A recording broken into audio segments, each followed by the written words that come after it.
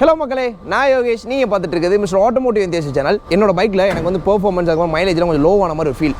நான் என்ன பைக் வச்சிருக்கேன் உங்களுக்கு தெரியும் ஆல்ரெடி. என்ன ஸ்டூடெண்ட் வச்சிருக்கேன். ஸோ அந்த பைக்கில் வந்து நான் வாங்கினப்பையும் அதுக்கப்புறம் ரீசெண்டாக இருந்த பெர்ஃபார்மன்ஸை கம்பேர் பண்ணும்போது இப்போ வந்து எனக்கு பெர்ஃபார்மன்ஸாக லோவான மாதிரியும் மைலேஜெலாம் சுத்தமாக ட்ராப் ஆன மாதிரி ஒரு ஃபீல். நான் வந்து ப்ராப்பராக மெயின்டைன் பண்ணுறேன் பைக். ஸோ அப்படின்னும் போது எனக்கு மைலேஜெலாம் ட்ராப் ஆகக்கூடாதுல. ஸோ அப்படின்னு ட்ராப் ஆகும்போது என்ன ரீசன் அப்படின்னு சொல்லி நான் சர்ச் பண்ணி பார்க்கும்போது எனக்கு வந்து 2-3 பேர் சொன்னது என்னன்னா, இன்ஜினில் இருக்க கார்பனை க்ளீன் பண்ணணும் நீங்கள் அப்படின்னு சொன்னாங்க. இன்ஜினில் கார்பனை க்ளீன் பண்ணுவோம் அப்படின்னு சொல்லி சர்ச் பண்ணி பார்த்தப்ப மதுரையில் யார் அப்படி இன்ஜின் கார்பனை க்ளீன் பண்ணுறாங்க அப்படின்னு கேள்விப்பட்டப்ப eco healing car care. So இவங்க வந்து இன்ஜின் கார்பன் க்ளீன் பண்ணுறாங்கன்னு சொல்லி கேள்விப்பட்டேன். ஸோ இன்றைக்கி என் பைக் அங்கே தான் எடுத்துகிட்டு வந்திருக்கேன். இன்றைக்கி வந்து நம்ம இந்த இன்ஜினை கார்பன் க்ளீன் பண்ணதுக்கப்புறம் எனக்கு எந்த அளவுக்கு பெர்ஃபார்மன்ஸ் இருக்குது, எந்த அளவுக்கு மைலேஜ் கொடுக்குது, இந்த மாதிரி விஷயங்கள் நம்ம பார்ப்போம். இப்போ வந்து என் பைக்கை வந்து ஒரு பெர்ஃபார்மன்ஸ் அப்கிரேட் மாதிரி ஒரு விஷயங்கள் பண்ண போகிறேன். ஸோ நான் ரொம்ப ஈகராக வெயிட் பண்ணிகிட்டு இருக்கேன். என் பைக் வந்து எந்த அளவுக்கு பெர்ஃபார்மன்ஸ் ஓரியன்டாக வந்து டியூன் ஆகுது அப்படின்றத செக் பண்ணுவோம். இன்றைக்கி இந்த வீடியோ வந்து ஒரு இன்ஜினை கார்பன் க்ளீன் பண்ணணும்னா என்னென்ன விஷயங்கள், எதனால் இந்த ப்ராப்ளம் ஃபேஸ் ஆகுது, அதுக்கப்புறம் ஸோ எதனால் பைக்ஸில் இந்த மாதிரி ப்ராப்ளம்ஸ் வருது, இது மாதிரி எல்லா விஷயங்களும் நம்ம இன்றைக்கி எங்கள் கேட்டு தெரிஞ்சுப்போம். இன்றைக்கி வந்து ஓவராலாக ஒரு சூப்பரான ஒரு இன்ஃபர்மேட்டிவான வீடியோ வந்து உங்களுக்கு நான் கொடுக்க போகிறேன். அதனால் மக்களே ஸ்கிப் பண்ணாமல் வீடியோ பாருங்கள். இன்ஜின் கார்பன் க்ளீனிங் ப்ராசஸ் வந்து எந்த மாதிரி நடக்குது அப்படின்றத நம்ம தெரிஞ்சுப்போம். வாங்க பார்க்கலாம்.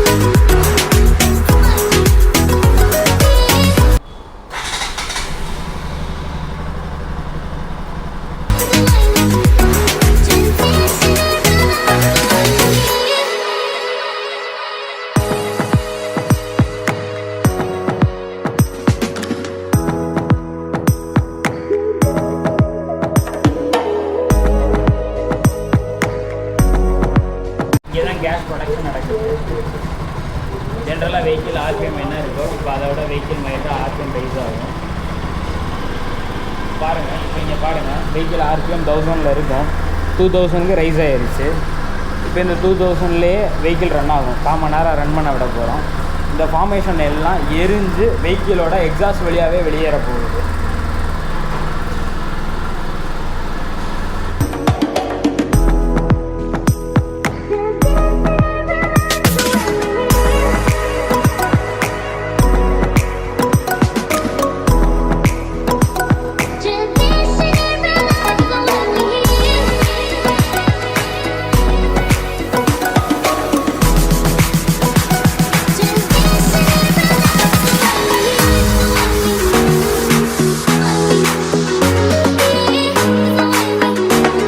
ஈகோ ஹீலிங் கார் கேருக்கு நம்ம வந்தாச்சு. ஸோ என்னோட பைக் வந்து சர்வீஸ் போய்கிட்டு இருக்கு.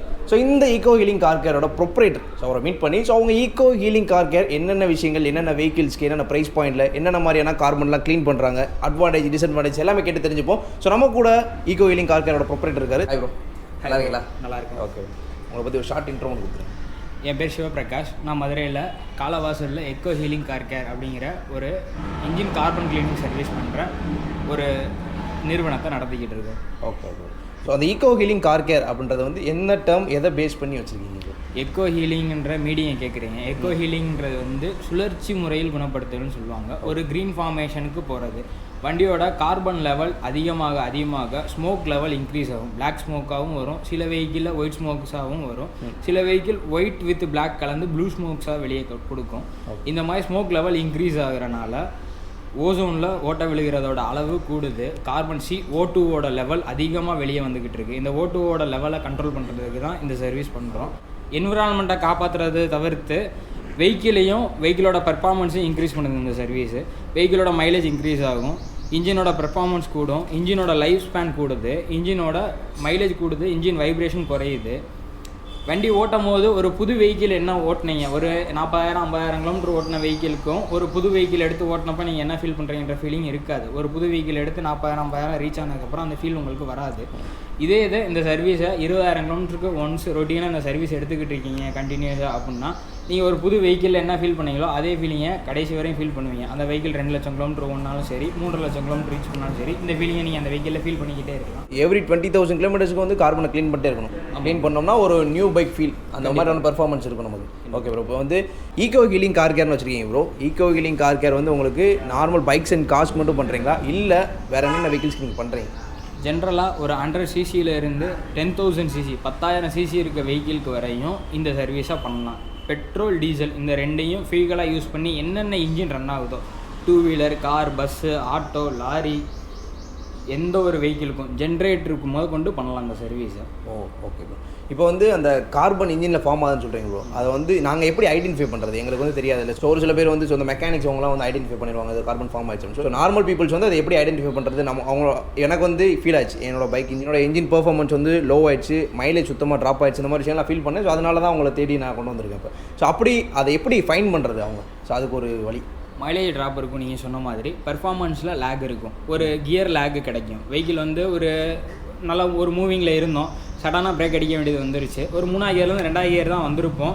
அப்புறம் வந்து வெஹிக்கிள் வந்து ஒரு RPMல இருந்திருக்கும், சரின்னு மூவ் பண்ணுவோம் 2ல் அப்படின்னு மூவ் பண்ணுவோம், வெஹிக்கிள் போகாது. ஃபஸ்ட்டு எடுத்து தான் செகண்ட் எடுப்போம்.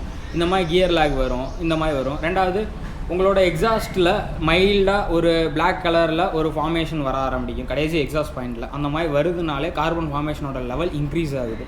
அதனால தான் அந்த எக்ஸாஸ்டோட பாயிண்டில் பிளாக்காக ப்ரொடியூஸ் ஆகிக்கிட்டே இருக்குது. இந்த மாதிரி ஆக ஆரம்பிச்சிருச்சுனாலே நீங்கள் இந்த சர்வீஸை எடுத்துக்கலாம். ஒரு புது இன்ஜின் வாங்கியிருக்கீங்க, புது இன்ஜின் மீன்ஸ் ஒரு புது வெஹிக்கிள் வாங்கியிருக்கீங்க, அது ஒரு 20,000 கிலோமீட்டர் ரீச் ஆயிடுச்சு, கண்டிப்பாக அந்த சர்வீஸ் நீங்கள் எடுத்துக்கலாம். Okay bro. இப்போ இன்ஜினில் வந்து நீங்கள் சொன்ன மாதிரி அந்த இது ஃபார்ம் ஆகுதுன்னு சொல்கிறீங்க, அது இன்ஜினில் வந்து ஏதோ ஒரு வேலை ஆனாலுமே அந்த மாதிரி ஃபார்ம் ஆகும்ல. ஸோ இதுக்கு எப்படி டிஃப்ரென்ஸ் ஃபைண்ட் பண்ணுறது எங்களுக்கு? இன்ஜின் வேலை அப்படிங்கிறது தனி செக்மெண்ட்டு. வேலை வந்த வெஹிக்கிளில் வேலை தான் பார்த்தாகணும். அதாவது வந்து ஒரு லெவலாக ஒரு இன்ஷியலில் தெரியும், அந்த இன்ஷியலில் தெரியுமோ அந்த ட்ரபிளை ரெக்டிஃபை பண்ணிட்டீங்கன்னா அந்த இன்ஜின் வேலைன்றதுக்கு நீங்கள் போக மாட்டீங்க, போக வேண்டியது இருக்காது. அதை வந்து நீங்கள் தான் ஐடென்டிஃபை பண்ண முடியும், உங்களுக்கு தான் தெரியும். ரொட்டீனாக நீங்கள் வெஹிக்கிள் ஓட்டினப்போ இருந்த வித்தியாசமும் அந்த வித்தியாசம் மாறுது. இல்லை நான் புது வண்டி எடுத்தப்போ இருந்த வித்தியாசத்தை விட இப்போ வித்தியாசம் இருக்குது, வண்டியோட பர்ஃபார்மன்ஸில் வித்தியாசம் இருக்குது, மைலேஜில் வித்தியாசம் இருக்குன்னா கண்டிப்பாக நீங்கள் சர்வீஸ் எடுத்துக்கலாம். ப்ரோ, இப்போ கார்பன் க்ளீன் பண்ணுன்னு சொல்கிறீங்க, கார்பன் க்ளீன் பண்ணும் இன்ஜினை தான் க்ளீன் பண்ணுது, இன்ஜினில் இருக்க பார்ட்ஸ் எல்லாமே க்ளீன் பண்ணிடுமா? இன்ஜினோட piston, head, valve, engine room, அதாவது இன்ஜினில் டாப் ஏரியா கம்ப்ரெஷன் சேம்பர்னு சொல்லுவாங்க, அந்த ஏரியாவில் இருக்கிறத இடத்த ஃபுல்லாக கார்பனை ஃபுல்லாக ரிமூவ் பண்ண போகிறோம். எப்படி பண்ணுறோம் அப்படின்னா HOன்னு சொல்லுவாங்க, ஹைட்ரோ ஆக்சிஜன். இதுவும் ஒரு டைப் ஆஃப் ஃபியூவல் தான். நம்ம வந்து எப்படி CNG, LPG யூஸ் பண்ணுறோம், பட் வந்து அது ஒரு கேஸு, ஆனால் லிக்விட் ஃபார்மேஷனில் இருக்குது. ஆனால் இந்த கேஸ் வந்து கேஸ் ஃபார்மேஷன்லேயே இருக்குது. அதனால டேங்க் வச்சோ கன்வர்ஷன் கிட் கொடுத்தோ கம்ப்ரெஷன் சேம்பருக்குலாம் நம்மளால் போக முடியாது. அதனால நம்ம என்ன பண்ணுறோன்னா ஏர் ஃபில்டரோட ஏர் இன்லெட் வழியாக இன்ஜினுக்குள்ளே போகிறோம். எப்படி போகிறோம்? இன்ஜின் வந்து கம்ப்ரெஷன் ஆகணும்னா கம்ப்ரெஷன் ஸ்டோக்கில் ஏரை வாங்கணும். ஏரை வாங்கும் போது இந்த HOவை கொடுக்குறோம். HOவும் உள்ளே போக தான் போகுது. உள்ளே போய் பேனிங் லெவல் இன்க்ரீஸ் ஆகும், நல்ல ஒரு ஹை பேனிங் நடக்கும் உள்ளே.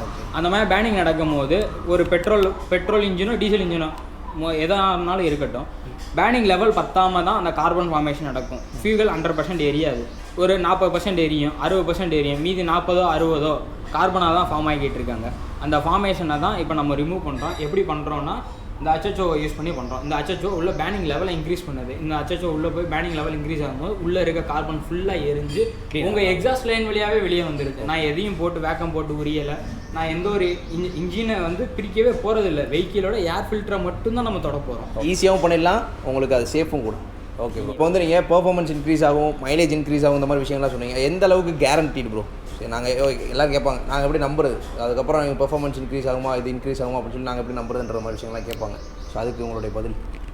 அதாவது பர்ஃபார்மன்ஸ் இன்க்ரீஸ் ஆகும், கண்டிப்பாக இன்ஜின் ஸ்மூத்னஸ் தெரியும், வண்டியோட வைப்ரேஷன் நாய்ஸ் இறங்கும், மைலேஜ் இன்க்ரீஸ் ஆகும். மைலேஜ் எப்படி இன்க்ரீஸ் ஆகும்னா, உங்களுக்கு வெஹிக்கிள் வாங்கும் போது கம்பெனி அஷூரன்ஸ் என்ன, ஒரு வெஹிக்கிளை பொறுத்தளவுக்கு எனக்கு 45 கம்பெனி அஷூரன்ஸு, நான் வெஹிக்கிள் வாங்கினது 20,000 40,000 கிலோமீட்டர் 45 கிடச்சிச்சு, இன்றைக்கி தான் நான் ட்ராப் ஆகிருக்கு. அப்போ அந்த ட்ராப் ஆன 5 கிலோமீட்டர் 45 கிடச்ச வெஹிக்கிள் 40 கிடைக்கிது, அந்த 5 கண்டிப்பாக ஏறும். இதுதான் என்னோட அஷூரன்ஸ். கம்பெனி அஷூரன்ஸை தாண்டி எந்த ஒரு மைலேஜையும் நான் இன்க்ரீஸ் பண்ண போகிறதில்ல, உங்கள் வெஹிக்கிளில் எக்ஸ்ட்ராவாக எந்த ஒரு ஃபிட்டிங்ஸும் மாட்ட போகிறதில்ல. இப்போ வந்து ப்ரைஸஸ் இப்போ பைக்கு எவ்வளோ பண்ணுறீங்க, காருக்கு என்னென்ன பண்ணிகிட்ருக்கீங்க, எவ்வளோ ப்ரைஸில் பண்ணிகிட்ருக்கீங்கன்றதை சொல்லுங்கள். பைக்கு பொறுத்தளவுக்கு 350 சிசிக்கு கீழே இருக்க எந்த ஒரு வெஹிக்கிளாக இருந்தாலும் 500 சார்ஜ் பண்ணுறேன். 500 சிசி வெஹிக்கிள்ஸுக்கு மட்டும் 600 சார்ஜ் பண்ணுறோம். அதுபோக கார்ஸில் பார்க்கும்போது 2000 சிசி 2000 அபோவ் 2000 சிசி பிலோ 2000 சிசியும் பிரிய போகிறோம். 2000 சிசிக்கு கீழே இருக்க வெஹிக்கிளை பொறுத்தளவுக்கு ஒரு கஸ்டமர் காஸ்ட்னு எடுத்துக்கிட்டிங்கன்னா 1500 கஸ்டமர்கிட்ட சார்ஜ் பண்ண போகிறோம். இதே மாதிரி 2000 சிசிக்கு மேலே இருக்க வெஹிக்கிள் போகிறீங்க அப்படின்னா 1800 2000 வரையும் வேரியேஷன் வரும். அந்த 2000 சிசிக்கு மேலே இருக்க இன்ஜினில் எவ்வளோ கிலோமீட்டர் ரன் பண்ணியிருக்கீங்க, இன்ஜினோட வித்தியாசத்தை பொறுத்து, அதாவது வந்து வித்தவுட் சென்சார் மாடலா சென்சார் இல்லாத மாடலா அப்படிங்கிறது தான். அந்த வித்தியாசத்தை வச்சு அந்த அமௌண்ட்டோட கால்குலேஷன் மாறப்போகுது. ஓகே அப்போ ரீசனபிள் ப்ரைஸில் தான் பண்ணி கொடுத்துட்ருக்கீங்க. Okay bro. ஸோ ஓவராலாகவே வந்து நீங்கள் எல்லாத்தையுமே ஷேர் பண்ணிட்டீங்க bro. Thank you for your valuable time. உங்களுக்கு ஏதோ ஒரு இன்ஃபர்மேஷன் நான் வந்து கொடுத்துருக்கேன்னு நம்புகிறேன். ஸோ இப்போ வந்து என்னோடய பைக் வந்து ரெடி ஆகிருக்குன்னு நினைக்கிறேன். ஸோ நான் போயிட்டு என்னோடய பைக் வந்து எந்த அளவுக்கு எப்படிலாம் வந்து ரெடி பண்ணியிருக்காங்க அப்படின்றத உங்களுக்கு இப்போ காமிக்கிறேன்.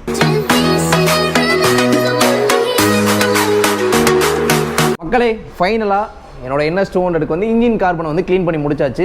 திரும்பி எல்லாத்தையும் சுவாரி அசம்பிள் பண்ணிட்டாங்க. சர்வீஸ் வந்து எனக்கு ரொம்ப பிடிச்சிருக்கு, நல்லா பண்ணாங்க. ஒரு விஷயமும் வந்து ரொம்ப டேக் கேர் பண்ணி எடுத்து பண்ணாங்கன்னு சொல்லலாம். ஓரளவு இன்ஜினை கார்பன் க்ளீன் பண்ணி முடிச்சாச்சு. அவங்க சொன்ன மாதிரி அந்த மைலேஜ், பர்ஃபார்மன்ஸ், கியர் லேக் இந்த மாதிரி விஷயங்கள்லாம் வந்து எனக்கு இருந்தது. இந்த பைக்கில் கார்பன் க்ளீன் பண்ணுறதுக்கு முன்னாடி இருந்துச்சு.